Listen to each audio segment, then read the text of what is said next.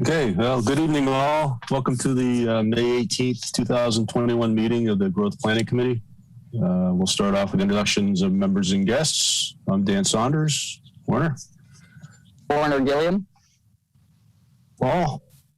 Paul Hogan. Jim Fitzgerald. There you go. Jim. All right. Anyone else there from the GPC? I see Mike or Jim. I don't see him. Okay, and then Tom and Liz. Tom Morgan. Liz Durfee. All right. Good evening, all. So the first thing on our agenda is the June 1st Groundwater Rising event. Logistics and planning update. I can start that item. So we just wanted to circle back on the discussion on venues and the flyers and some process pieces for the webinar. Werner, it sounds like you had some success with potentially penciling in a date for Nonantum on the 26th, July 26th. Yes. So I spoke and just confirmed that with Tina today, and so we should be good for the evening of the 26th. We'll just want to try to figure out some of the logistics, in terms of what exactly it is that we're looking for, and obviously they're trying to. Is this just tables and chairs? How many tables and chairs do we think? Those types of questions. I think I was using, in terms of an estimate of attendees, I was just using 50 as a number, but curious to see, to hear what other folks' thoughts are, but yeah. So I think the time frame works, and it's just a matter of putting together, logistically what we think we're going to need, and then talk through some of maybe the tech details. Are we wanting to? I would expect that we would try to broadcast, some of it, maybe through either a Zoom or a Facebook Live or something like that. So, but I don't know 100% what exactly our tech capabilities are in that realm, to do something, like that offsite. So, What time is she offering? Well, we haven't settled on a specific time, although I did request the evening. Just does that, seem to be 26? Yeah. That's a Monday, I believe. I think that's a Monday. Of June? That's a Saturday. July. Oh, July. I'm sorry. July.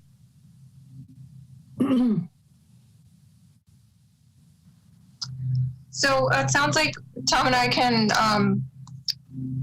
coordinate maybe with you, Warner, and then with Nonantum once we have kind of an idea of the tables, chairs. I think 50 sounds like a good estimate. We'll have to look into the feasibility of recording, and we could also check in to see if they have like a PA system that we could use. Because some weddings have those, but that might be something that the guests bring in. Right. Because that might be helpful, not 100% necessary, but it would make it easier to speak to the larger group, for sure. Yeah, no, I think that would, I think that would certainly be helpful. Dave, I don't know if you, do we have access to, a type of small PA system through the town AV equipment? I don't know what all we've got in our. I think she has one there.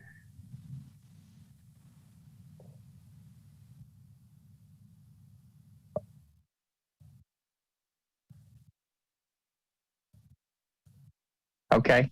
Yeah. Chamber has something. Okay. Yeah.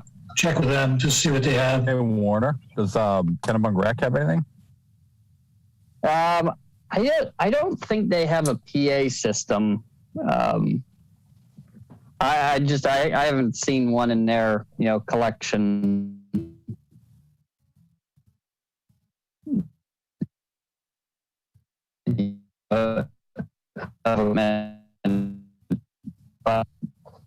We're that on the list of things to talk to Tina about. Thank you. So Werner, I'll listen. I'll get back to you sometime soon to have like a conversation about some of these details. But any time is better for you than not. Monday mornings are bad. Because everybody spends the whole weekend thinking of things to call you up about. Right. Yeah. I can shoot you some times if you if you want to try to do something this week still. We're trying to catch up, but we didn't want to jump in when it's a particularly busy time for you. I mean, more so than others. Yeah. Maybe Friday early afternoon might work. If you guys are available, we can do it. Yeah, we can do kind of a logistic Zoom. I am. Liz, how's that look for you? I'll have to check my calendar. I do have to scoot out to another community at some point on Friday, but I can try to work around Friday early afternoon. All right. Yeah, I'll go ahead and block it off on my calendar that way, and we'll narrow in a time. Okay. Great. And I think the other outreach sort of updates are related to the Groundwater Rising event. So we had a few flyers go out to the Coast Star, or press release of sorts, to the Coast Star and the Kennebunkport Post. And Tom has posted a version on the project website, and we had forwarded a copy to multiple people, but ended up in the right place. And Daniel was able to post on the local access channel for us. And I think Werner and Paul, you were going to help us coordinate getting a printed version posted, and then a version out to the town's listservs and on the town website. I think that was most of the sort of the flyer outreach pieces. So thank you for help with that, and hopefully we'll get a good audience. The other items, let's see, related to, so the other item related to the Groundwater Rising event was I put together kind of a rough process agenda for us to kind of take a quick look through, just because, Dan,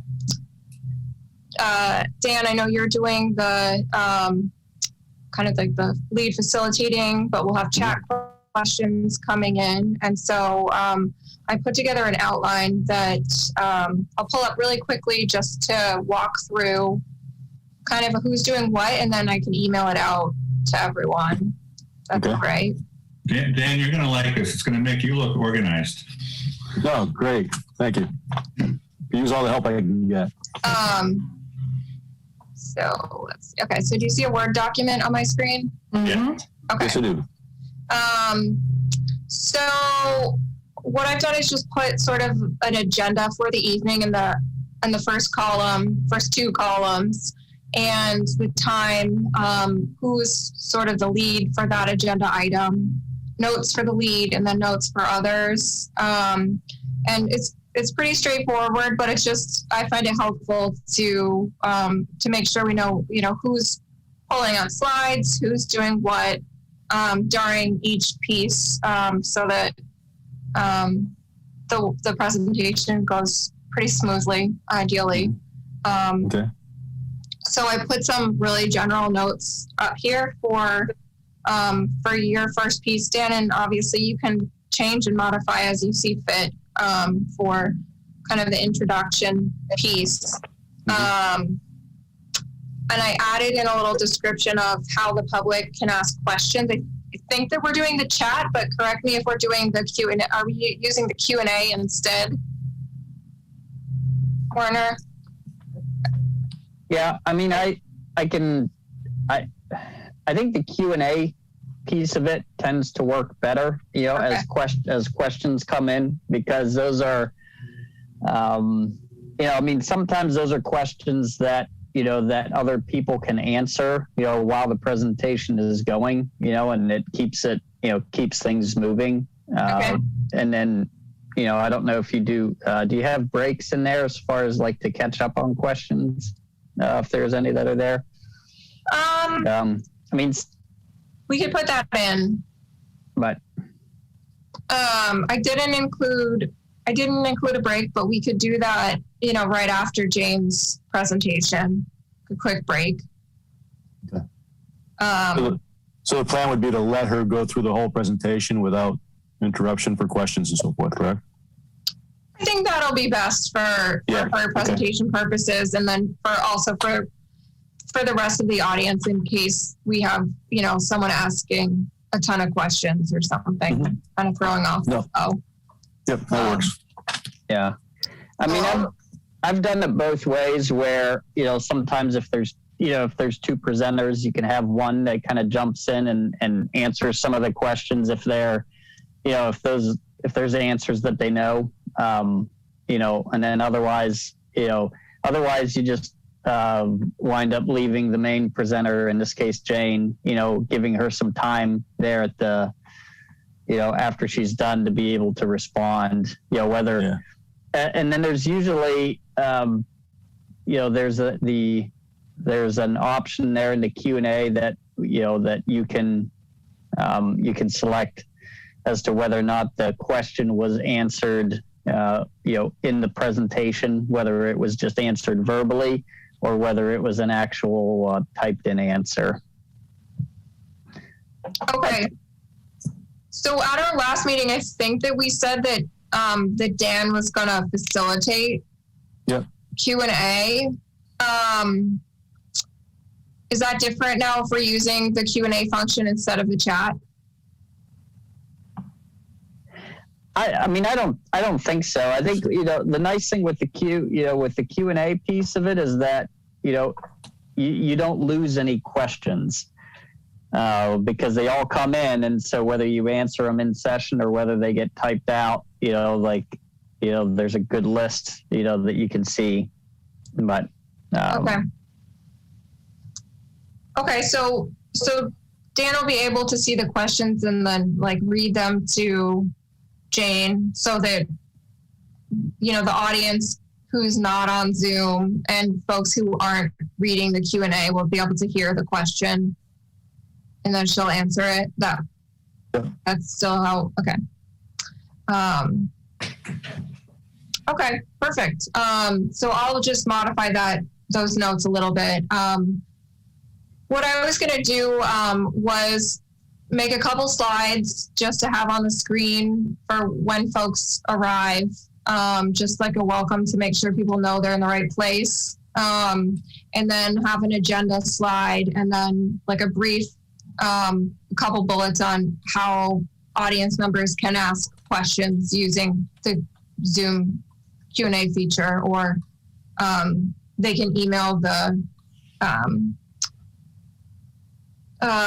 Tom, what is that? The email address on the website? Kennebunkport CP info, I think.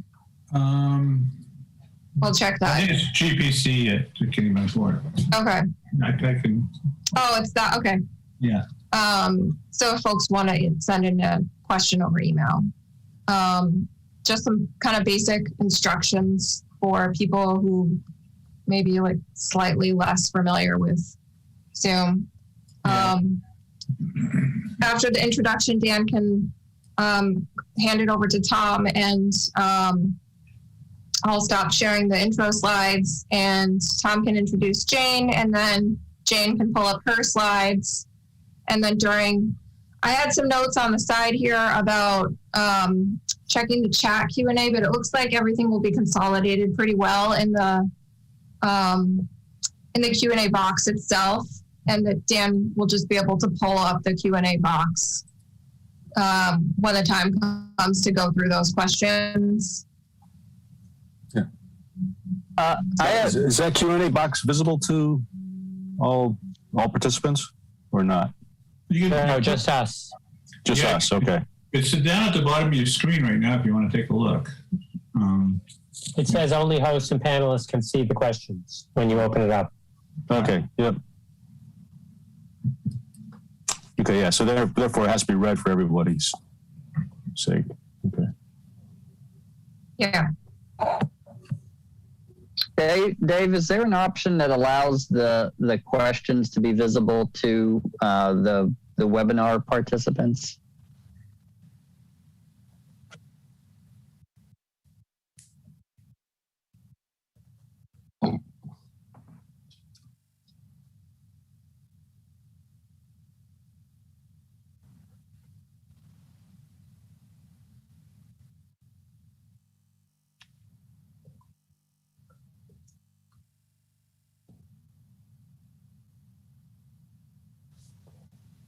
You would think.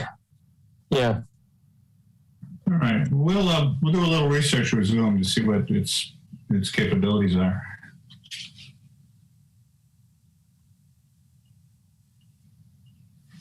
Yeah. I think if possible, it would be best if the webinar participants can also see the questions. That way they know what questions are out there. That way they can also see that theirs has gotten answered, although, they should hear it get answered. Yeah. But we'll find out, Werner. I'd be surprised if it's not possible to make that adjustment. Well, it's more like a chat than in Zoom world, meaning anybody can click it and look at it or get back to their full screen. You can send a chat to a specific person, or you can send it to the whole group. That's not on a webinar, that's on a traditional. Yeah. Yeah, I mean, it does bring you back to the kind of the question too of the security question. I will say in those types of sessions, Paul, where everybody has been able to kind of openly chat back and forth. It's been, the invitations were specific and limited so that you didn't have any Zoom bombing going on. So that is something I think that, just we want to make sure it doesn't happen. But yeah. Okay. And then if any questions do come in over email during the meeting, we can make a announcement about that as well. After the presentation, Jane, I believe, is going to present for about 30 minutes. I think we have some extra time if she goes over that. And similarly, if we go over the Q&A, I put 15 minutes up there, but I think we have some extra time in the agenda. After the discussion, or after the Q&A, we wanted to have sort of a quick connection to the comprehensive plan discussion, sort of similar to what we did with Climate 101 in the comp plan, and just reiterate, what the implications for land use planning are based on changes in groundwater level. Obviously, we don't have modeling results for Kennebunkport, so we're not going to have really detailed information on vulnerable locations, but I think there's some sort of general information that we can gain from the presentation without focusing on the modeling results specifically. And I think that a lot of those pieces may come up during Jane's presentation and the Q&A, if we're talking about water quality, pollution, or changing drinking water supplies, salinity, that sort of thing. Jane will likely hit on those topics, but if we miss some, then that'll be a chance for us to share that information with the audience also. And then following that, the only other items that we had added in were just an announcement about the comprehensive plan outreach workshop and tentatively planned for July, maybe July 26th. We may know the date more firmly by June 1st when this presentation happens. And we'll pull up a link to find out more information about that on the project website. Get a little outreach done. And then I just included the minutes from typical agenda items, review of minutes, next steps, and adjourn. Okay. So fairly straightforward. I just wanted to, see if you were interested in having a couple slides pulled up at different points with like an agenda and some basic Zoom instructions. I was just thinking it might be worth, if we're going to spend a couple of minutes talk about the outreach, to actually just sort of quickly describe, what a SWAT is and what the plan is, and spend maybe 5 minutes on it, just to give people an idea that may not know. Sure. Yeah. Okay. That sounds like a good idea. Yeah. I like the name SWAT. That has kind of a ring to it. Yeah. Good name for the summer. SWAT bugs. Is there a need, this Paul, is there a need to review minutes, with a bunch of people? It would seem like it's sort of distracting from the rest of it, and we could just do it in a future meeting. Okay. I think that's up to you. We could dismiss people early if they want to. I'm not sure I think that's a committee decision on whether or not to do minutes. I mean, I'd rather, if we have people and participation and questions, that we spend all the time on that and not feel like we have to end it because we have to go on to minutes. Right. Right. Yeah, I would actually state that. I mean, in the beginning, that if we got questions that are going to take us to 8 o'clock and 9 o'clock, keep going. We can always add the other agenda items to a future meeting. You're right. I don't want to stop that just to review minutes. Okay, well, we'll take that off this program. I think it's important that we talk about the SWAT because that's a good opportunity if we have a lot of people on board. Absolutely. Yeah. But, we could move. I mean, there's nothing after that would be, I think, pressing to deal with. Right. And there's not going to be anything on tonight's minutes that require approval urgently. Liz, is there a final PDF with the Zoom link for all I could? Yep. There is. The flyers for the event? Yeah. Yeah. Yep, there's a couple. One of the flyers, I put the Zoom link, and then the press release, I directed them to the agenda page of the GPC website, rather than putting the Zoom link in the press release. But yeah, there is a version with the Zoom link on it. Can you resend that if you sent it to us? I couldn't find it. I just had the draft without it. Yeah. I can resend those. Yep. So that we can get it around electronically. Thank you for sharing it too. So that was it on the sort of general outline, and I will email this out with the few changes that we made tonight. And then, Dan, if you think of anything else that you want to change, or you decide like it's not worth having the presentation, like the sort of agenda pulled up in the beginning, you can just let us know, and Okay. refer to whatever you're most comfortable with. Yeah. Yep, that sounds good. Okay. And then the other sort of outreach piece was the recycling bin table event that Paul, you had looked into. Do you want to provide an update on that, Paul? Or they're fine with us being there if we wanted to have a table, to do whatever we wanted to do with the table. It didn't matter to them. They were, if we were going to go, they wanted to promote us in their social media. Stuff has just gone out. The initial stuff has gone out past day or two ago. So, you know, we could just have flyers for events. We could have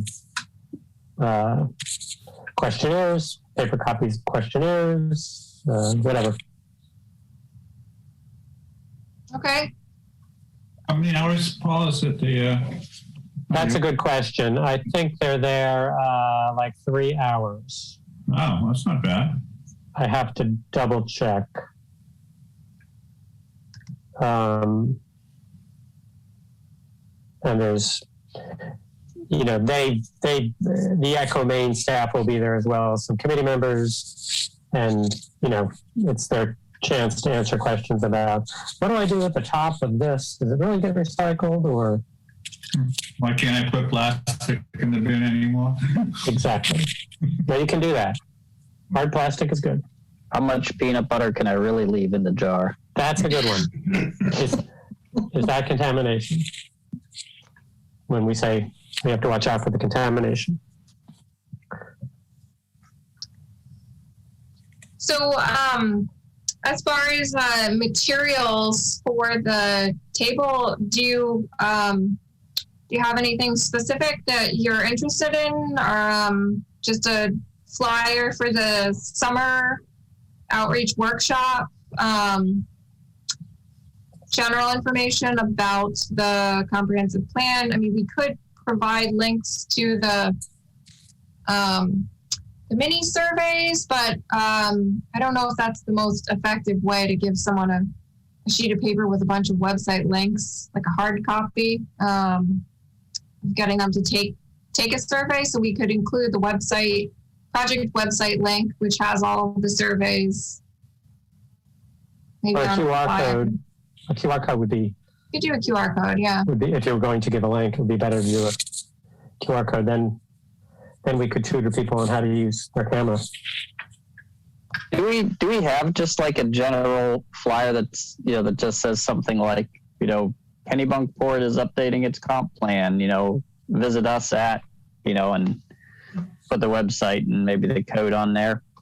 We can do that. We had a flyer with all of the potential outreach events that we got printed. We had those postcards that are now all out of date. Pre-pandemic. We can, Only by a year. yeah. So we can put together something to hand out that has general information about the update, and then maybe the summer outreach event, and the website link, something like that. Mm-hmm. Sounds good.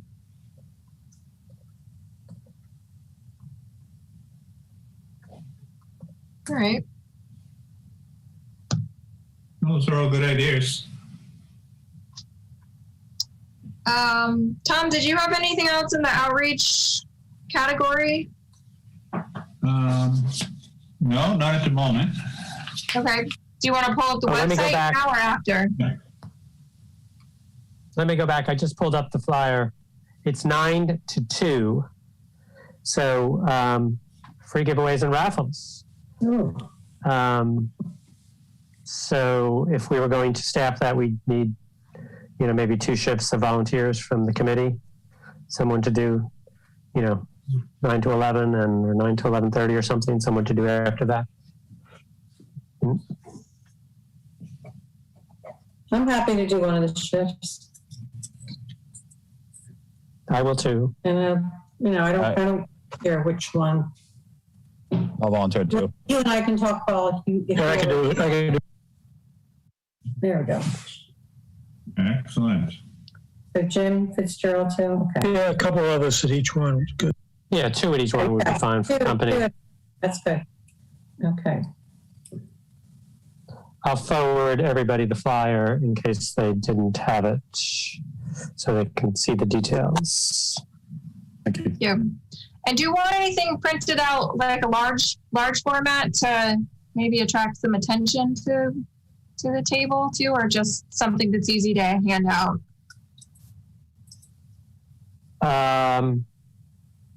Something on some kind of a sign would be Yeah, I a think good idea. distinguishes it from, the recycling, but Yeah, that is good. it would attract maybe some interest if people say, what's the comp plan? Let me talk to these people and find out. Yeah. Okay.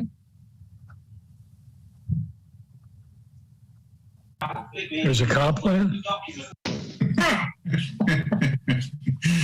Jim, your job is to educate them. That's the enchiladas talking.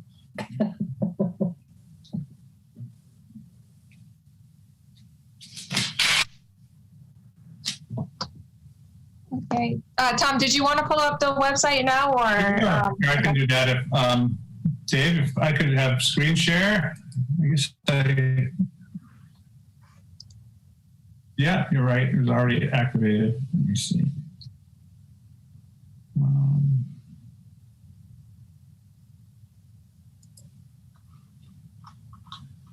You guys see my web browser? Not yet. Okay, let's share the screen. Here we go. All right, you probably all recognize the project website. Last couple of weeks, I was spending a little time updating and maintaining it because we were adding more and more content to it all the time. And some of it was kind of thrown in there kind of hastily. So I went back for, tighten up the design a little to make the new content more effective. And one thing we did here is we used to have a section called events, but as you know, in the last 5 months, we've been firing off mini surveys left and right. And, we've been collecting a lot of public opinion lately. So I just kind of organized it in a way that if somebody wants to kind of check out what we've been doing and what kind of public input has already come in, it's all in one place, kind of compact. So you can see in this part of the website, it moves around. You put your cursor over. I like that. And of course, you can click it and it will open up to give you more detail. Remember, this particular mini survey number 3 was about evacuation. So it has a link here to the survey if you haven't taken it yet. And here's another link to see the results that have come in so far. So each one of these little boxes opens up in the same way. So you can these top 6 boxes are all surveys. 5 of them were the ones we've done this year. And this is the results of the 2018 survey that Southern Maine put together. And then, of course, these links have been around for a while, but because of the pandemic, the schedule changed. So we've, put to current dates. And then down below, Liz and I have been starting to work on draft number 2 of all the chapters of the plan based on the input from the committee and the various revisions you've asked us to do. So as we start to produce draft number 2 that reflect those revisions, we didn't want to get them mixed up with the first draft. So these boxes up here are all going to link to the most current draft, and some of them will be draft number 2. If you want to see where we've been, we have a new section down here where the initial drafts were, and that will be a repository for those. So that's those are the changes to the website. These number here reflects the Maine Climate Council's latest projections. And other than that, the website looks pretty much the way you remember it. We've added a lot of maps. And Hey, Werner. listed here, yeah. Werner, could we put a link? I mean, I looked the other day, and I love the way that first page looks now. Could we, with every meeting announcement we send out, can we say something like, could Lisa add something like, can't make the meeting, want to find out what's going on, and then give that link, and maybe we'll get a little traction that way? Yeah, sure. No, I think that's fine to put, so we could just put that right in the agenda. It's got to be right on the same front page, because no one will click the agenda if they're not really interested. I see what you're saying. You're I'm right. saying put it right. Got it. Put in the email itself. Yeah, Right. the email text, yeah. Yeah, got it. Are you referring, Paul, to members of the committee or public? No, I'm the one that people who have signed up for our notices. The events that we're doing, the outreach. Yeah. Yep. Okay, great. Thank you. Well, some people get every time there's a meeting, they get a notice. Great. And others we send to a broader audience. And, but it would seem to me every notice we send out could have the same link. Okay. Whether it's for an event Yeah, that they might not get. All of our correspondence and all of our, reminders, and Yeah, everything that goes to the public from the email, from the server, from the listserv. they have linked to all public correspondence. Okay. But it's going to have to say something like, can't make it? Check this out. 'Cause someone might have 5 minutes then. This link here, Groundwater Rising. So this is a photograph that Jane likes to use. You may see that one again. Lord. Give everybody something to think about. It looks like the Abbey Road cover changed. It's not, except the pavement's in worse condition. So that's what's in the future for some roadways around here. Because when they built those roads, they weren't planning on the groundwater coming up. This is all sand and gravel too. This road should have been in good shape. Grief. Hey, Werner, it might be helpful for Jane to know something about the town in terms of, how many people, how many houses, and how many are on groundwater, well water versus the town water, and how that, how that matters and how it's different. If or is it not different? I think actually, Paul, the number of people on septic systems near the coast is going to be an issue. Fortunately, the coastal part of town is, for the most part, served by a sewer system. But one thing that Groundwater Rise will threaten is individual septic systems. Yeah. So, but drinking water too. I mean, Yes, our firehouse. Yeah. Our firehouse lost its salt-free, water a few years ago. Yeah. They had to. I don't know if they had a dug well before, and they had to go to a deep well. Yeah. So a septic system failure could definitely impact the neighbors as well, and your own. So, Tom and Liz, if Jane, needs any local, specific local data, prior to, if you could maybe reach out and see if there's any information that specifically would be helpful for her. I'd rather know specifically what she's looking for, than just firing, than digging and firing data. But Good point, Marty. I agree. I'll send Jane an email tomorrow with that. But yeah, I'm happy to pull whatever stats that she thinks would be helpful. And some of those stats are right here. We've already pulled them. We plan Right. Yeah. But she hasn't been at all these meetings. No, so I'll ask her. I'll ask her if there's any particular type of data that she would be curious about. Yeah, and I think to Paul's point, like, she may have a question about something, and that isn't in what we've collected so far, and so it'd be good to just see what it is that she's looking for, if anything. I will pose that question. So that's my report on the website update. Looks good, Tom. Looks very good. Nice work. Beautiful. Really good.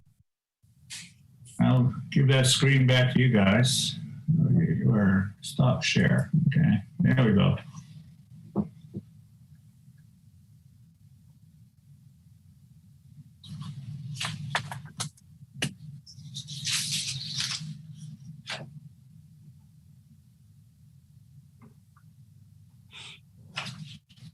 Liz, should we talk about mini survey number 5? Sure. Should we move on to mini survey number 5? Sure thing. Any other? Yeah, right. Okay. So in preparation for our summer workshop, we wanted to introduce a couple questions to the town. Let me just pull up this screen. Just a quick survey that we're hoping we could get some input on from folks who may not attend the workshop, as well as folks who do attend. I think this will provide some information that our workshop participants can use to help us build off these responses to these 3 questions and help us craft the vision and community character portion of the comprehensive plan.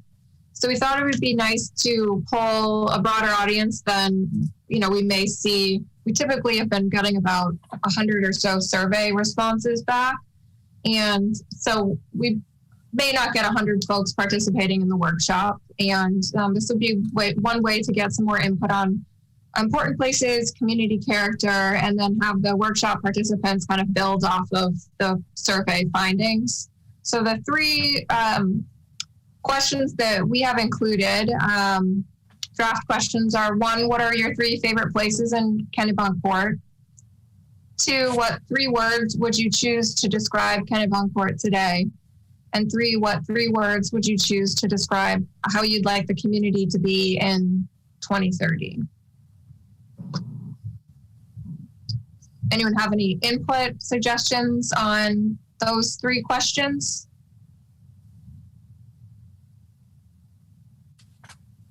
Three words we choose.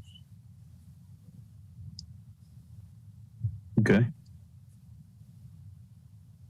So you're getting their favorite places in this town, what they feel the Kennebunkport is like today, and what they're hoping it will be like in 2030, if not the same. Yep. Right. So then we'll. I like it. Sorry, Paul. I said I like it. Yeah. Okay. Short and sweet. What Yeah, we I would do like is just sort of aggregate the information that's likely we'll get a lot of redundant answers, and aggregate them and show, what the most common responses are. And then during the workshop, one of the discussion topics can be centered around community character and visioning. Mm-hmm. Okay. Good. All right. Well, that was easy peasy. Should we move on to our next agenda item? Okay. Yeah, discussion of summer outreach workshop topics. Sure.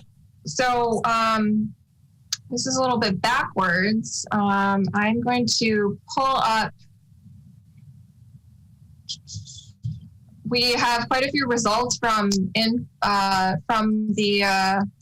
fourth mini survey that we didn't include on the agenda, but I wanted to pull those up now. Let's see if I can share my screen more successfully this time. Oh, probably not. No. Let me see if I can move it.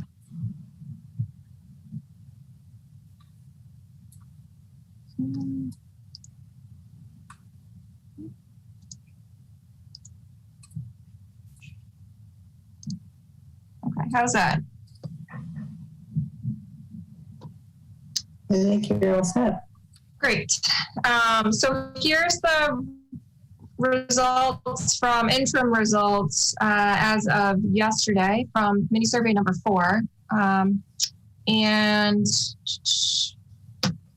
we asked a similar question about have you responded to previous mini surveys and provided the links to those surveys. Most people had, a couple people hadn't, but said they would. A couple people said they hadn't and they didn't intend to respond to the other surveys.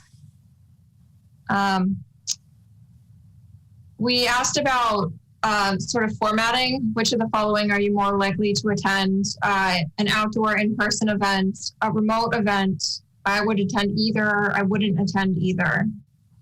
And so these are the results from that question. Generally, I would say not super strong for or against a remote or an outdoor event. Which may be good or bad feedback. Do folks generally feel comfortable, given that I think 98 people responded to this, holding an outdoor in-person event, that it looks like, let's say about 70 people, 70% of the people who responded would attend? Yeah. Would feel comfortable attending? Yeah. Either way, Zoom or in person, right? The other factor to consider is it was 5 days ago was the CDC issued new guidelines. Sure. I'm thinking that's going to adjust a few attitudes out there. I think people are going to be less reticent. Mm-hmm. We're going to as we have been planning both Jane's presentation on Zoom and hopefully the summer outreach or the SWAT at the Nanantum at the end of July, right? We'll just stay with what we have. Yeah. Yeah. But I think that CDC guidelines are going to, help boost our attendance a little. Yep.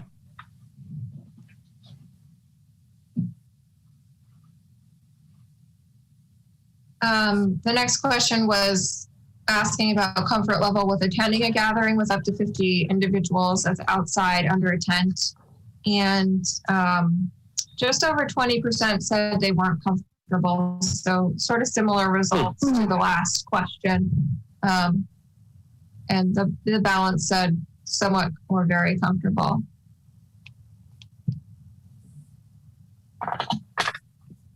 Yeah, I would expect that to, if we were to send a survey out again in mid-June, you might see a little less, more people feeling more comfortable being with 50 people on a tent. Mm-hmm. Yeah. So. Oops, all over the place here. And I can't read the question on this one. When do you want the event? Thank you. When do you want the event to occur? And so there are weekend morning, weekend afternoon, weekend evening, weekday morning, weekday afternoon, weekday evening, which fortunately lines up with our Schedule. availability at the resort. So We'll just tell them we heard you. Yeah, exactly. We were listening. Great. That's good. Yeah. And then, which of the following are you, sorry, my mouse is all over the place. Which of the following are you most likely to attend? And there definitely was a strong preference for shorter events. So I think that we weren't planning on having a weekday evening event that was longer than 2 hours anyways. Right. So, so I think keeping the event to under 2 hours will be best for getting participation, getting people to show up. Yeah, I agree. Good. And then we asked which topics people are most interested in learning about and discussing. And there were, pretty even responses here in terms of interests. Housing trends and options and land use were a little bit stronger, but folks are interested in transportation, rec resources, natural resources, and water resources, and then also demographics, population trends. So, given that feedback on topics and times, it sounds like just get out of my webinar here.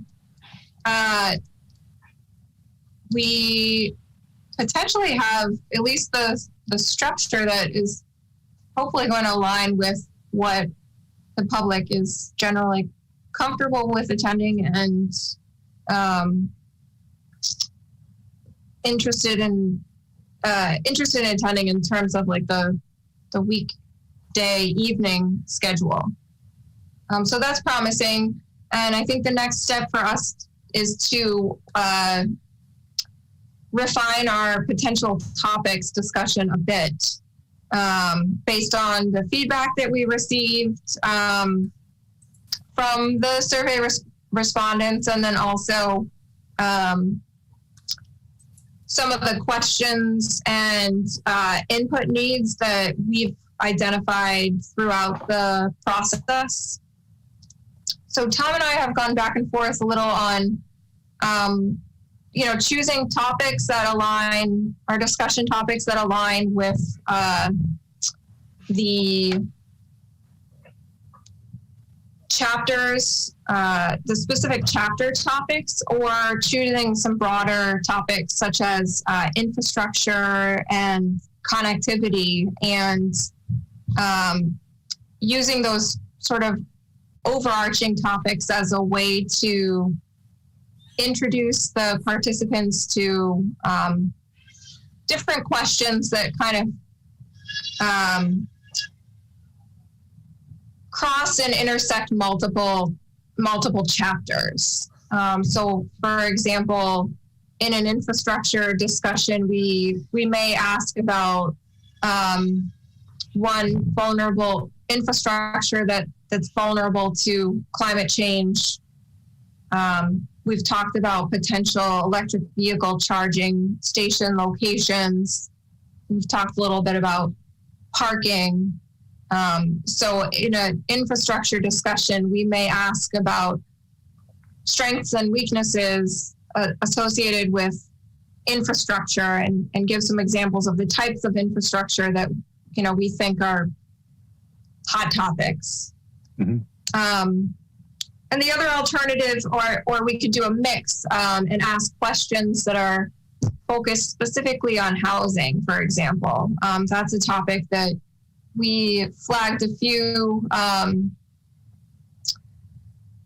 follow-up questions, I would say. We flagged a question about mobile homes, for example, interest in mobile homes. And I believe that during the housing discussion, we were talking about location. We've talked about appropriate housing stock for aging in place. And we've talked about affordability and the impacts on the demographics in the town. So tonight we're interested in getting your input on what you're most interested in focusing in on during the SWOT workshop, given that we may have, maybe 5 or 6 topics. So I got a question based on what we got back. I mean, we were concerned before about like the longevity of a long meeting and having it on the weekend was desirable instead of having it on a weekday. Knowing what we got back, knowing it's kind of half and half, does that give us the liberty to like discuss, maybe we have an in-person one maybe on a weekend, and then maybe have a Zoom format at another time on a weeknight, and then we can kind of elaborate a little bit more. We can split, a lot of those topics and really elaborate a little bit more. Have the liberty to kind of leverage, split them up and have more time to talk about it more. That's my thought. Yeah, so I think I wouldn't say the responses were 50-50 in terms of comfort level with, I think it was more like 70 or 80% were comfortable. But I think that you bring up a good point about having a Zoom option. Tom and I, when we were discussing sort of ways to get around COVID restrictions, we did discuss having, and we presented this option, I believe, at one of our earlier meetings talking about outreach, was to have a series of more like focus group discussions on a particular topic over Zoom. So I think that, and I don't want to speak for Tom, but I think that it's possible that we could hold an in-person event and a follow-up Zoom option, and potentially have different topics available at each event. So maybe we'd focus on 4 different topics at the SWOT event, and 2 topics over a Zoom meeting. I think what Dan said, I think, if we can have a larger group, you can focus that in person on those more desirable topics, and then, leave the other ones for, the Zoom. That's my thought. Or you see where the discussion goes and where you need to have them go, and where you want them to see, to delve further based upon the discussion. It could be there's a lot of consensus on certain issues. It could be there isn't. Right. But you won't know that till, you go through round 1. I like the idea of the follow-up. Maybe some of our meetings could be these on follow-up topics, in 6 weeks after, in the 6 weeks that are afterwards or something like that. I don't have time. I agree. Having that opportunity, because there'll be those who may want to attend and are willing to attend, but just can't because of their own schedules. Or they may be, they're not resident here. They're from away and they want to participate. So having a Zoom option at least gives an opportunity to all our stakeholders to participate. I thought we were going to try to do Zoom or something on the 26th as well, if we can. Find a way to make that interactive. No?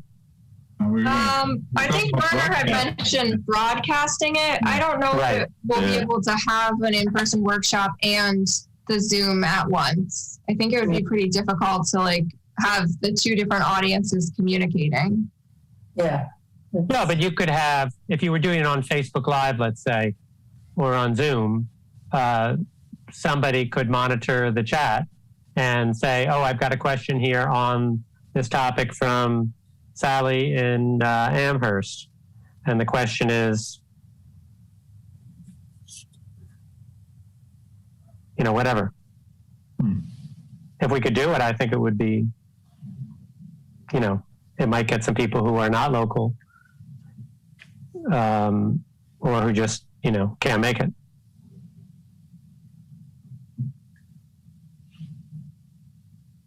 I think if it was a handful of people, it might work where you could spread them out within the teams that you create. It might be difficult to have them really be interactive unless they're in that team, right? For sure. Because you could be breaking up. So, and it'd be tough if there was 20 people on Zoom and 5 or 6 at the table to try to manage that. So, the logistics of it might be we'd have to kind of think about how. Yeah, you'd have to just throw them into one meeting, into one. Unless you could do Zoom rooms. Yeah. If we do Zoom rooms, we'll need more people. Yeah. One of us for each room. Right, but were we going to break into groups or not? With 50? Yes, in person for sure. I think that I'm having a hard time seeing how the logistics of having a Zoom participant, multiple Zoom participants really interact in like a small group setting with an in-person discussion, especially given the fact that we're going to be outside and may not have a lot of. Yeah, the tech is going to be tough. Yeah. I think it might be challenging, and I just worry that since it's not really a presentation heavy format, that it would be difficult to really enable people to participate in sort of a meaningful way. How many of these have we done before? None? I've never attempted a hybrid like Zoom and in-person workshop. I don't know how many people have. Keeping it simple. I think that there are ways to broadcast meetings live, but I think that in the format that we've talked about isn't set in stone. But I think if we're doing small group discussions, then it's really hard to throw a sort of a remote presence in as anything other than an observer. Well, what about the option of, having that in person, you live stream it, you guys take what we've learned with the intent to have that follow up, even if it's a summary, and then share that, then people at the Zoom one, have the liberty to, add to it. For sure. Yeah. Like that idea. Yeah. That should work. See how the first one goes. Yes, I mean, especially if you find there's an overwhelming interest on particular topics, those would be the key ones you'd want to bring to the Zoom one, like what was suggested, Yeah. And then, you can also work on the other, the minor ones during the Zoom, but, Yeah, and it might be worth, if we are going to consider a Zoom, advertising that there is going to be a remote option as well, rather than waiting to see what the interest level is, just so that we are accommodating people who don't want to attend in person, instead of sort of waiting to see if people attend or not. Mm-hmm. That's just my inclination. Yeah, based on the conversations we're having, I'm leaning more towards the in-person is just in person, and then having a separate Zoom SWAT of maybe 2 other items. And certainly people can look at those, but the benefit in the SWAT is you have that sort of group looking at it at that time and having those discussions, and then you're putting down what you're putting down. And then when you look at that later, you may not have that same, environment to really, I guess, add some benefit to it. Yeah. You know, it's I'm not saying it clearly, but it's better when you're there. Yeah, I know what you're trying to say, Dan, because I've been thinking of the same thing for the last 10 minutes. What you're going to find is the live session is far more dynamic than we're capable of doing on Zoom. Right. Yeah. I also don't know how you would actually capture the energy and the dynamic, as you said, Tom. If you have satellite groups speaking at once, I don't know how you could actually physically be at each group at the same time. You can't be. It would just be a lot. It would almost be like a videotape of the actual event. Be like somebody taping it, walking around with a camera. I don't know how you would actually show that the dynamic of the individual groups and moving through those different themes. I don't think it would translate. It won't. I mean, what the in-person event is it's going to have, like, for example, a big map in the middle of the table, and people are going to have markers. And what your neighbor marks is going to suddenly stimulate you to, like, mark something. Right. Exactly. Yeah, interaction, I think, is almost impossible. But I'm also just thinking, I don't know how many tables we're going to have. I was under the assumption there would be 4 or 5 tables, and the people would move through the different tables, and at each table would be a different theme. So that, have I interpreted this, Liz, correctly? Yeah, I think Okay. Yep. Yeah. Okay. So that's kind of tough to capture in a live on a live source, right?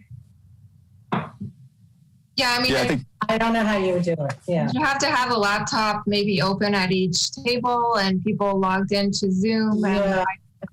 Yeah. But you're thinking of a way where you could, if you needed to, you could give a flavor, but you wouldn't really be able to capture the essence of the overall experience. Yeah, it'd be hard. Right. It'd be hard. Yeah. Yeah. The only way I can, logistically picture that easily anyways, without, putting together a rather complex, AV presentation would be to have somebody with a phone that goes around and, catches, snippets of what's going on at each table and, and kind of MCs it for the online crew. But, again, you're only going to catch little bits and pieces of it as they move around. And, you run into the risk of the audio quality not being, what it is that you would expect it to be. But It's not like pay-per-view. right. Let's go back to the question Liz asked. Yeah. We digressed. Yeah. Which was the topics. Yeah, so the first two you mentioned, infrastructure and housing, are good ones to have. Certainly infrastructure, because we have to think about, our capital expenses and our town infrastructure and our sewer and water and the rest.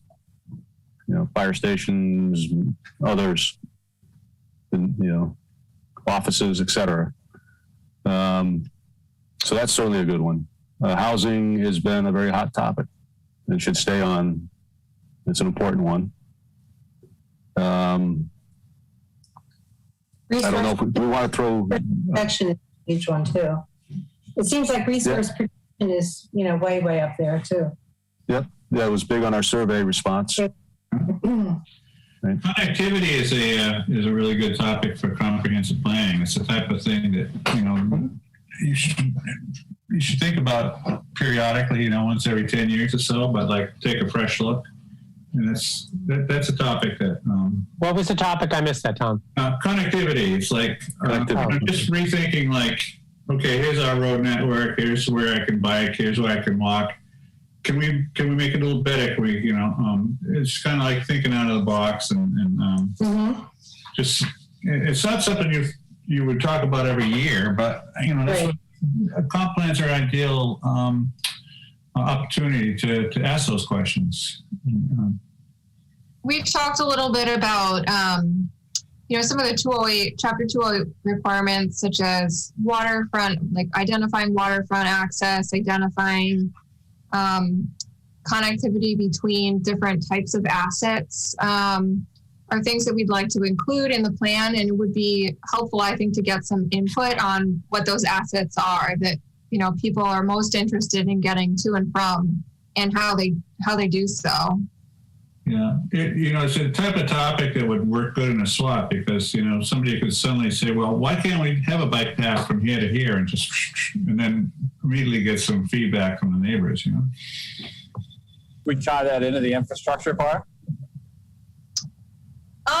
We could. I think that we could also consider it as a separate item. There's a lot you could cover under infrastructure. And I almost feel like we could focus on sort of the kind of like the physical assets when we talk about infrastructure, and connectivity involves sort of other aspects of mobility, that sort of thing. But it's really it's really up to the committee if you want to lump that together. We certainly can. Well, I mean, maybe not, but it seems, like, I think the way you say it that way, you may be able to go from infrastructure into the connectivity. It's kind of a fluid move. So, maybe that'll work better based on time. So. Okay. In essence, keeping it separate, what you said makes sense. Maybe having a, infrastructure and then go into the connectivity makes more sense. That's separate issues. Yeah, connectivity is almost more of an abstract thought. It's not, data necessarily. It's more of a sense of you putting yourself in the center of the community and how you move and interact in and around the town. I think it's pretty novel. I mean, it's certainly not a topic that we have as a chapter. There's no draft on that, but I think it would really kind of stimulate another part of their brains to think of themselves in the community. Anyway. Well said. Yeah. I think, I don't know what other people are hearing about what's happening in town, but I think the larger issue, not these specific ones, is, where is our town going? It's, very close to the 3 questions you were posing for the mini survey. Where is our town going? What's happening to it? Will I want to live here 10 or 20 years from now? Why are there all these subdivisions? It feels different to me. Those kinds of concerns, I think, are on a lot of people's minds. I know it comes up again and again and again, sometimes triggered by development proposals, sometimes triggered by a traffic jam or whatever. And it seems to me, I'd be interested in what other people on the committee feel. But if that is on people's minds, for us not to grapple with that in a direct way seems to be not quite doing our job. Mm-hmm. What kind of umbrella term would you use to describe that? Yeah. Kennebunkport's future. What's it going to be? The direction of Kennebunkport. What's it going to be in 10 years from now? There's a physical aspect to it. There's a financial aspect to it. There's an emotional aspect. When you think about the first survey in 2018, there was certainly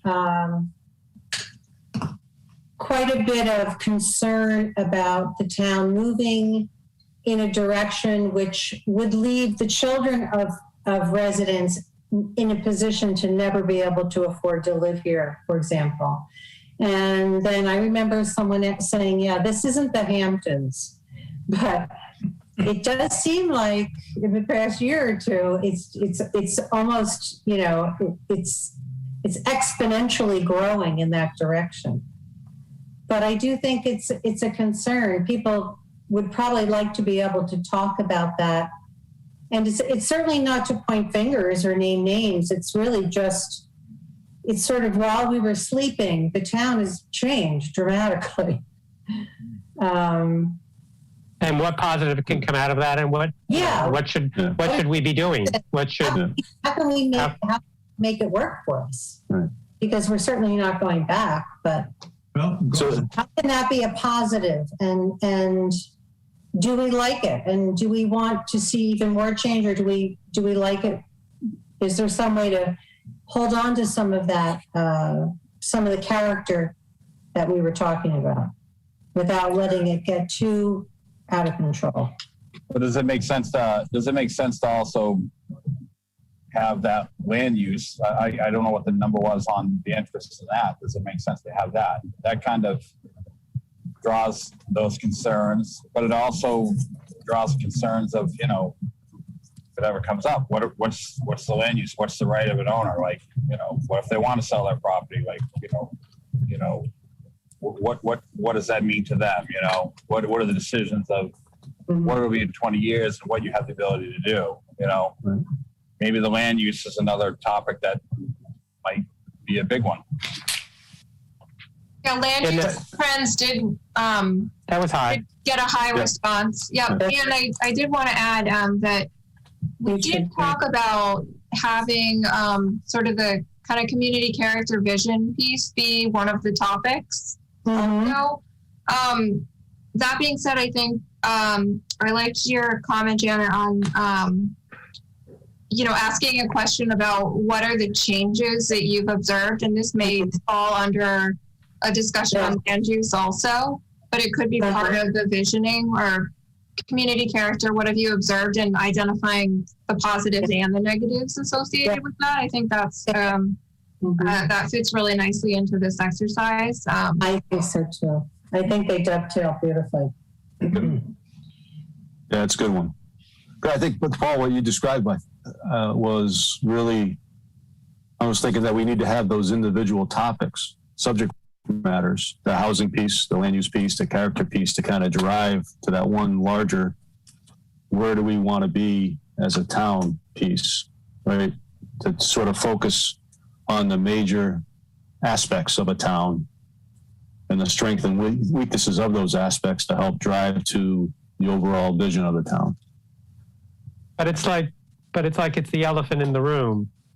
That if we don't, I understand what you're saying, Dan, but it's for it not to be acknowledged, or, you know, and validated or not. Right. You know, if it were me and it wasn't sort of directly confronted, I'd be like, gee, I'm glad I came. Why aren't they talking about stuff that matters to me?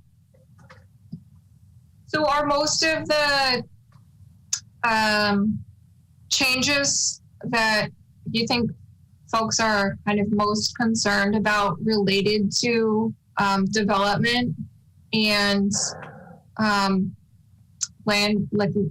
land use change, or are folks concerned for like a different example would be like the types of businesses and uses that you see in your town center now, versus the growth of subdivisions and like maybe the loss of open space?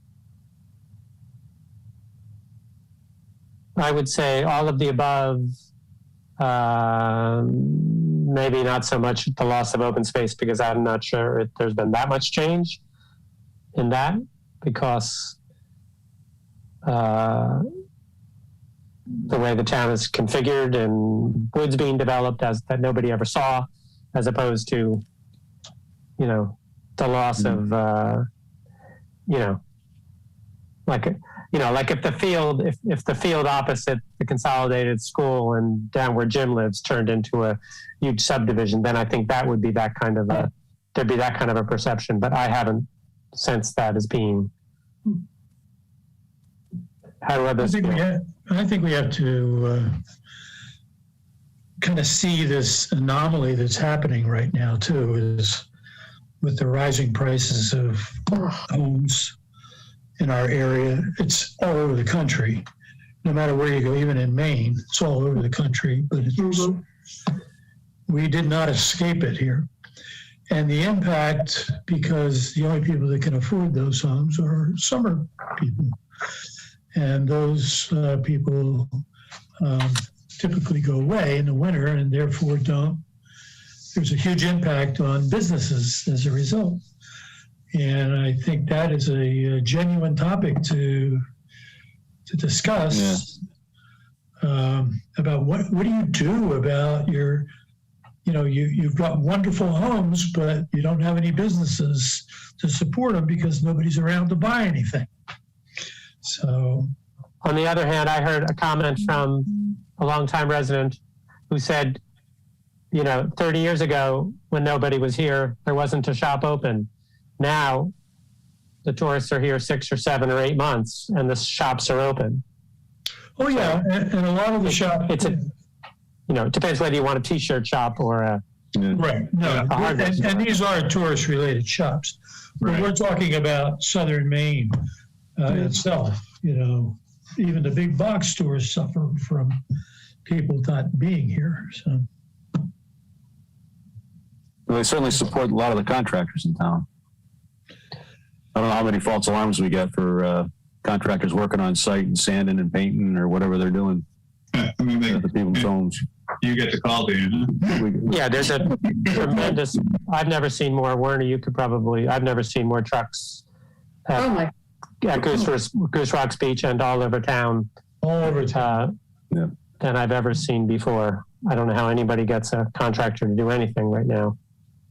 So I think, but the trend has been going on, and now the pandemic has sort of put it on speed.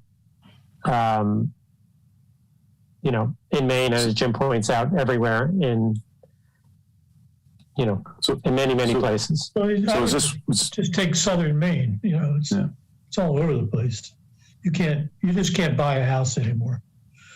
For a normal 4-person, mom, dad, and a couple of kids, I was turned down 7 times before we finally found one for a family. 7 times. But in like Bethel, where I go some of the winter, in the past there were houses that were on sale for 4 years, 5 years, condos that never had appreciation in value for 20 years or a depreciation in value. And, now a house is on the market for a day or a condo is on the market for a day. And even wrecked farmhouses that nobody built well, 75 years ago are selling, whereas people just shunned them before. Right. So it's an interesting topic. It is. And believe me, in this town, it's on everybody's mind because you cannot afford to just come in as a small family and buy a house. Right. You can't do it. Who's driving this market? Are these people who left the cities during the pandemic? Yeah, some they're escaping. Yeah, that certainly is some of it. I have conversations with, the broad range, and it's, it's everything from folks who, had purchased a second home that didn't intend to retire here right away, but, have now, because their employer has recognized that they can work remotely, they've decided to move here full time and, still work, and work remotely, but yet, be here full time, and that's one piece of it. The other piece of it is certainly that there's, folks that are just flat out moving up here, buying up property and, who have never had a presence here before. And I think only time's going to tell whether or not, all of those folks, stick around, or not, or whether or not that's just an anomaly that we have right now with COVID. But, it's an interesting phenomenon, that we're dealing with, and I've said this to some folks before. I said the income disparities, are tremendous. You have folks that are earning salaries that where they're competitive, with their coworkers in a big city, and now they're working remotely, and living up here. And so that cost of real estate doesn't necessarily mean anything, and you have property owners that put ridiculous prices on homes, and, folks that are earning, high salaries, typical of a larger city in the metropolitan area, don't think anything of it, in terms of paying those prices. It will be interesting to see if the market corrects itself with that, where somebody from New York is making a salary, and then I don't work in New York, but I'm doing the same thing. I'm working for the same company. Why should I not get paid the same? It'll be interesting to see how that market corrects itself. Yeah. The other thing that I mentioned is I think it's worthy as part of this discussion to understand, what those land use, the owner's rights are, and we don't, go down a road where we dictate, based on how we feel, what people can do with their property. It could be somebody that's older and they decide to sell, and maybe it's an unfortunate thing. Maybe it gets developed, but I want to take that kind of discussion into consideration too, where we see what people's property rights are. So. Well, that's all part of the education process. That's why you have a discussion. Right.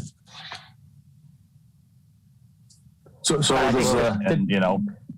important to talk about property rights and what people are allowed to do, and we shouldn't be imposing on people. So. Yeah, I would say we steer clear of the regulatory discussion. Right. But I would say, an older person or an older couple, they want to downsize, they could sell their house in a minute. Problem is, there's no place for them to go. Yeah, where'd they go? So without paying an upcharge on everything, unless you pay cash. And a lot of times there's enough cash in the deal where appraisals aren't that important anymore. So they need to happen. So it's kind of keeping that price level up. Yeah. So one option to, sorry, Dan. No, I was going to say, it's kind of getting back to the different subjects. Does the housing subject and the land use subject cover this, or should we roll those two into one to sort of talk about what we just talked about? Yeah. And I wanted to add, we also have, besides people moving from New York, we have businesses buying homes, right? And then use them for rental properties for income. Correct? Yeah, I it's think probably a smaller amount today than it was. Is that an issue locally?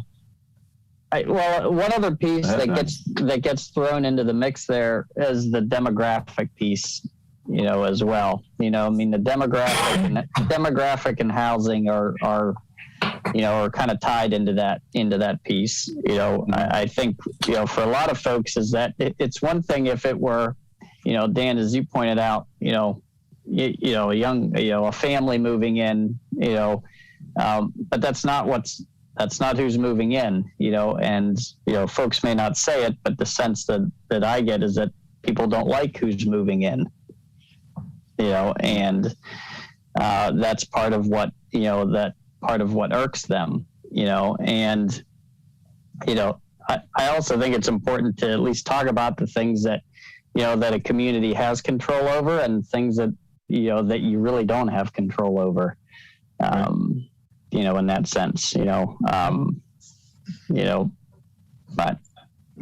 but yeah, so I think that, demographics is also, maybe it's not standalone, but it's part of, that, the land use and housing discussion.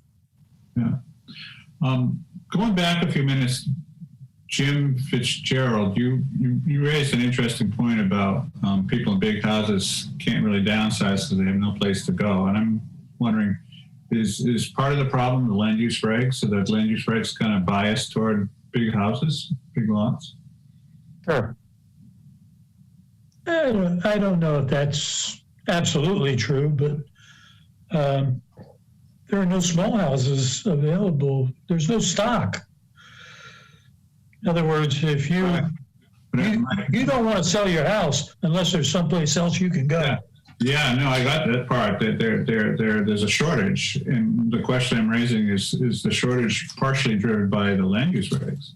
Well, the construction costs for $80 a sheet of plywood right now. Kind of making it tough. I'll defer that question.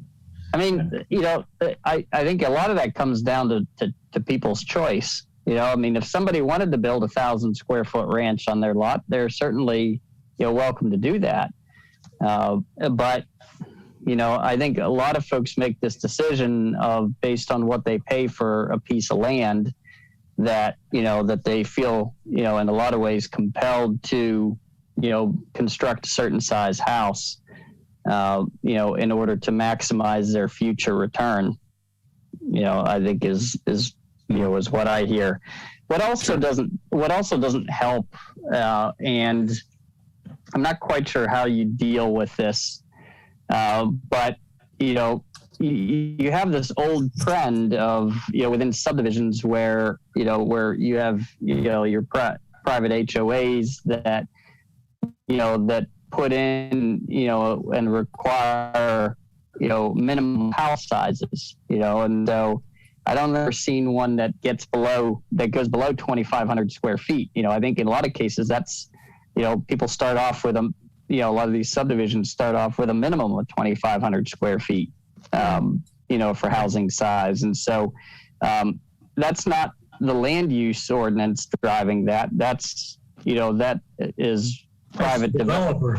That's the developer, looking to, create a certain look within a neighborhood that, that they perceive that that's what the market wants. Right. I'm trying to visualize, this is just I'm thinking that kind of conceptually here, creating a part of town where the lot sizes themselves are considerably smaller, and that neighborhood would be kind of dedicated to small houses and small lots. And that sounds like it would address some of what Jim was saying is missing. I kind of meant if you can keep people out long enough to build the houses.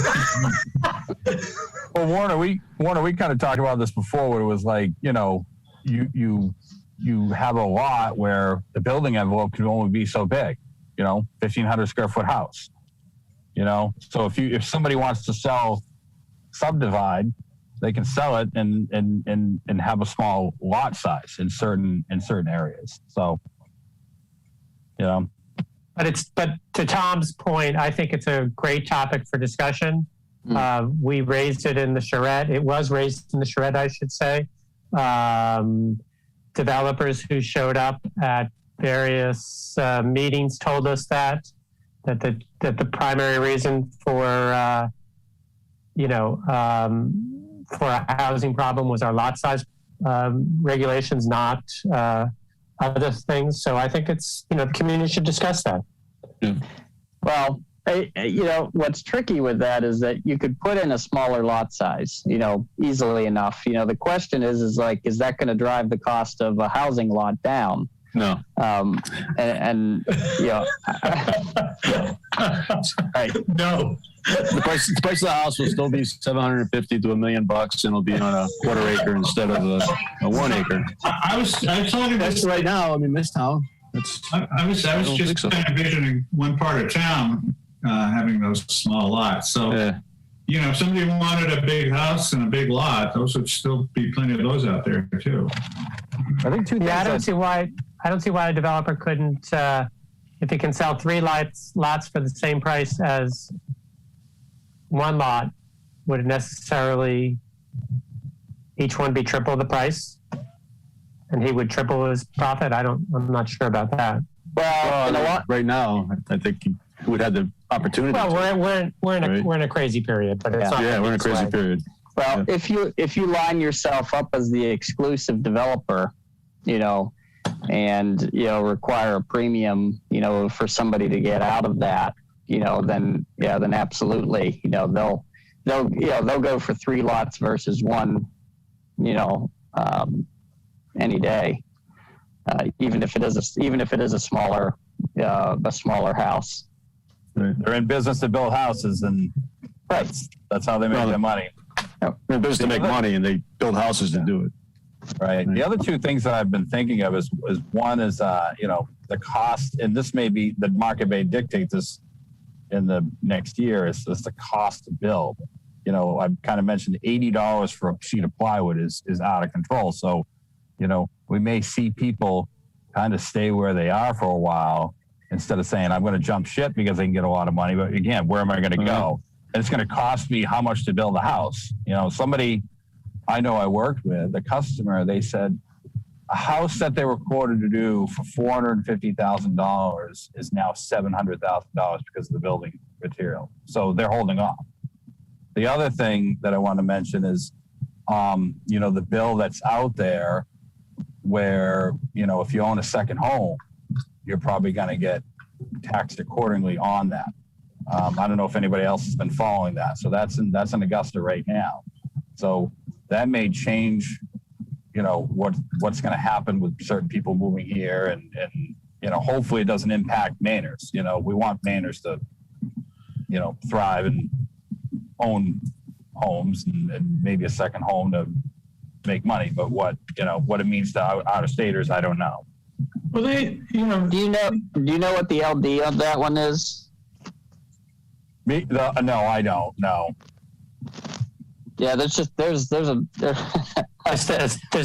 bills out there. So. Oh yeah, there's a ridiculous amount going on at the legislature right now, and yeah, I think part of it was to try to curtail the people that probably live on the coast, to punish them because they own a big house and they only live here, for a certain period of time. But I know that it's going to impact, it could necessarily impact people from Maine too. I don't know.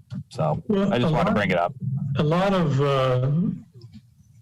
kind of change that we're seeing is that people are going modular. It's a little bit cheaper to build, and you can get your pre-cost, set rather than, building from scratch and then your lumber changing every week, the cost of lumber. So I don't know. There are options out there for people that really want to do something. And general rule of thumb is whatever your lot costs, you don't want to over improve it. So think of a house costing 2 times whatever the lot is. So that's Jim, I've talked, there's a couple people have talked about those modular homes, and you're right. They're looking for that. And it's insane that some people from Maine are going as far as like Vermont and New York to seek out these people that build them, and they're booked for, they're beginning to see, the bookings add up. So you're talking like, oh, I got to wait 6 months to get the house. And then it's like, it's dictated on the weather. If these houses come with fully sheetrock plumbing and everything in electrical, they just got connected. You also have the environment, the weather aspect and when they can do things. It'll be interesting.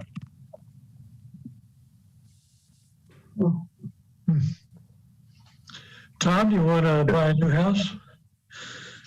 No, I'm I'm planted firmly in my old house. So the cost of lumber, even a yurt's going to be expensive. I think what we'll do, let's all go over to Tom's house and take all his lumber. Yeah. Okay. So, what do we have for subjects So, at this point? So we have a few kind of like in progress topics. Yep. I would say we talked about infrastructure, connectivity, the vision, community character. We sort of talked about a couple different options, potentially like a land use trends. There was some discussion on like housing affordability and business viability, maybe types of businesses. And I was wondering if we might be able to lump that all into like a livability category. And talk about, things like housing affordability and different housing options for the community, for community members who may want to downsize, for accommodating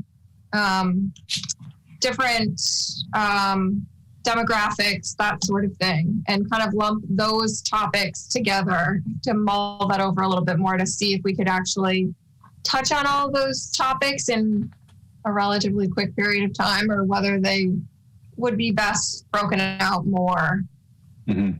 And then the land use trends, if we talk about land use, we could talk about residential versus commercial development. We don't touch on loss of open space, but we could talk about impacts of different types of land use on natural resources and water resources, and kind of sort of bring in a few different concepts into that discussion. And I think I mentioned this at an earlier meeting, but Tom and I would really like to have climate change vulnerability be a component of every topic, just to make sure people, when we're talking about infrastructure, thinking about infrastructure that's vulnerable to sea level rise, for example, is something that comes up. And when we're talking about, if we talk about natural resources, some folks may be able to contribute some input on how they think natural resources may be vulnerable. Yeah, but shouldn't we also include sustainability within that discussion? Right. So, Yep. yeah. So how that would, this vision, we would see, how is that sustainable? Economically, resources, in addition to the climate change.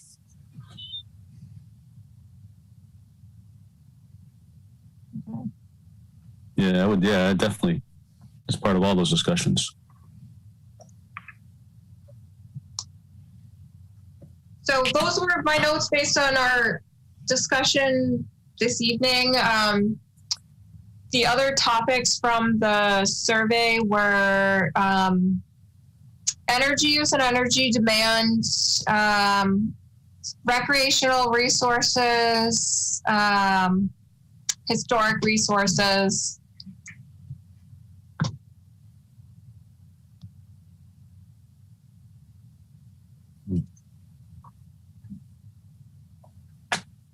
So to go back to it, what do we realistically think we're going to fit into one discussion, and what's fair to, time for each one? Are we going to, if we do 5 tables, are we thinking 5 discussions, 5 topics? Well, I think if we do 5 tables, we can have 5 topics, but we wouldn't necessarily be able to rotate everyone through all of the topics. Like they would go to 3 topics. Right. And they report back. Yeah. Right. And then we could have, 1 or 2 at a Zoom meeting if we don't end up just doing a kind of a report out at the Zoom meeting. I think 5's a lot for an hour and a half to 2 hours. That's a lot. Well, I guess it would depend on how many people you have, though, right? Sure. I mean, if you limit that, you're only going to go through 3 anyways. You could have, we have 100 people show up. It'd be tough to have 20 at each for 5 tables. So you may want 7 or 8 topics to sort of manage that. And then still, they may only go through 3. Right. But we would get feedback. Yeah, and we could also have, like, for example, 2 land use tables. True. For topics that, people will be very interested in, and accommodate maybe more workshop participants than we anticipate that way. Yeah, that's a good idea. Yeah, I think. I mean, if you're the scalability of it. If your breakout session is how long total? Well, if we're doing a 2-hour meeting, like we might be able to have like a 20 to 25 minute breakouts. Uh-huh. Right, because you still need time to Rotate for the introduction. Yeah, introduction that you need time for that too. Yep. And then a brief wrap up. So it really depends on the scalability. If 10 people show up, then we can work with certain topics. If 100 people show up, like Dan said, we could probably go with more topics and get bang for our buck. But Yeah, it may limit how many could present at the end, but right. And reporting back is going to be scattered. It's going to be like a shotgun. Yeah. Well, one option would be to plan for maybe 5 topics at the workshop, 3 rotations, and then have maybe 2 more topics for the remote event. And then if we end up having really high attendance, we could kind of throw those other 2 topics into the mix. Sure. We could also have an RSVP so we can get an idea of how many people may attend. That'd be great. Yeah, I think you need to do that just so you can plan appropriately. Mm-hmm. I mean, would there be any value to limiting it to 75 people? Well, I think we are going to have some capacity ceiling based on the tent size. I think so. Yeah. And we don't want to pack ourselves in as much as we might in other years. It has more to do with our availability of space, not so much the CDC guidelines anymore. But when we know the size of the tent and how we can physically arrange folks, then that may determine the number of people that really can sign up for one event, right? Yeah, that one. I mean, we do have to verify with non-anthem, right? But they may still have to require certain masks or whatever to protect their employees. So they may still have protocols in place that we have to follow. That's right.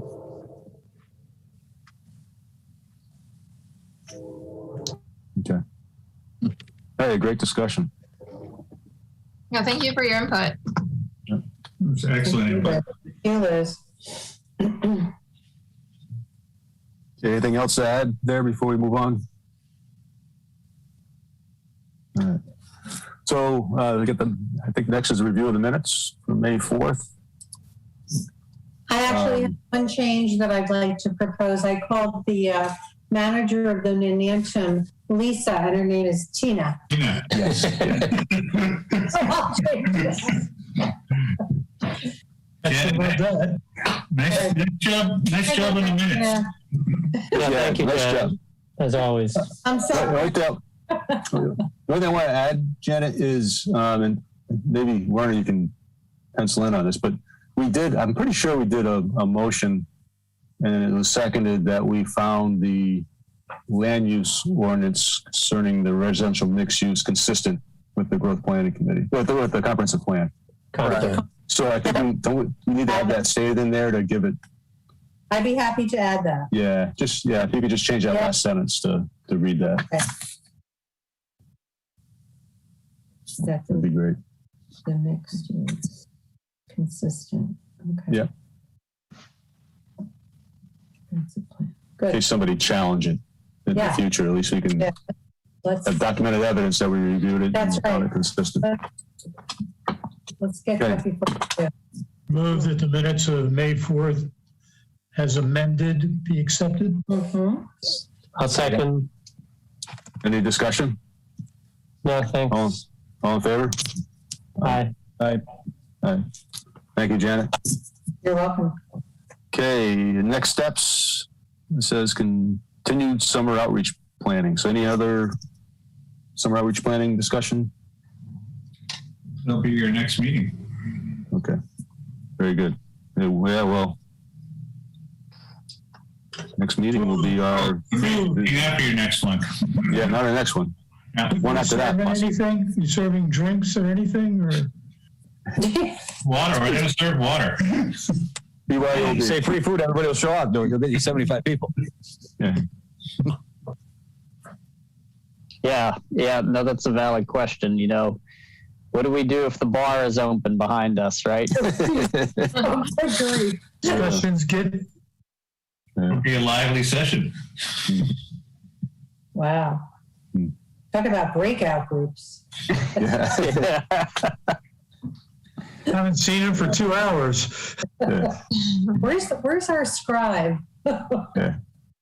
Put the Who hasn't bought a drink at a bar in a year and a half? Yeah. I know. It's going to take a long time. They're going to forget how to do it. Oh my gosh. Okay, good. All right. Any other topics? Hearing none. Mr. Thank you. Fitzgerald? Hearing that we have no other topics, I hear a move that we do adjourn the meeting. Second. All right, all in favor? Aye. Hey, Aye. Thank you all. Thank you. thank you, everybody. Have a good night. Good night. Good night. Nice. Next time.